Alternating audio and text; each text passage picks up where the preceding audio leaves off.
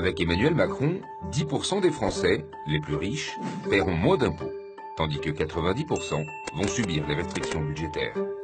Direction la Villa Montmorency, dans le 16e arrondissement de Paris, une des plus grosses concentrations de fortune française au mètre carré. Beaucoup payent l'impôt sur la fortune, mais l'ISF, c'est fini. Macron, c'est le président pas des riches, c'est le président des hyper riches. Emmanuel Macron multiplie les cadeaux aux plus riches, aux actionnaires. Prenez la flat tax, qui est un super bouclier fiscal. ISF, flat tax, faisons l'addition. La suppression de l'ISF, ça coûte 3,6 milliards.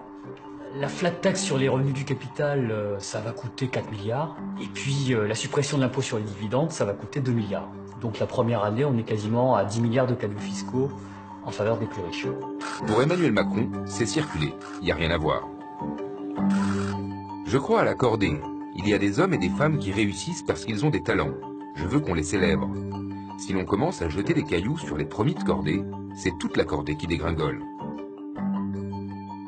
C'est une politique assumée, voulue, expliquée, qui explique qu'en favorisant les riches, vous allez faire profiter tout le pays d'une activité économique à venir, mais ça on sait que c'est pas vrai.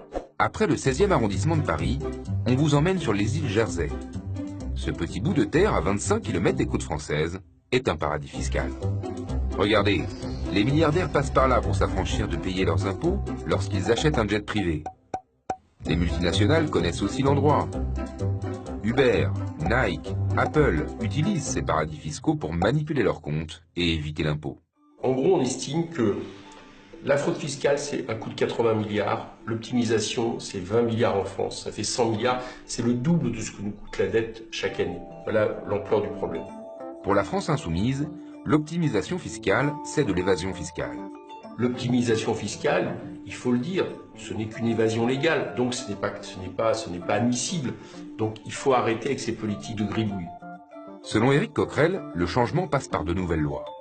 Il faut faire en sorte que les banques françaises ne puissent plus traiter avec les paradis fiscaux sous peine de perdre leur licence. Il faut du protectionnisme solidaire.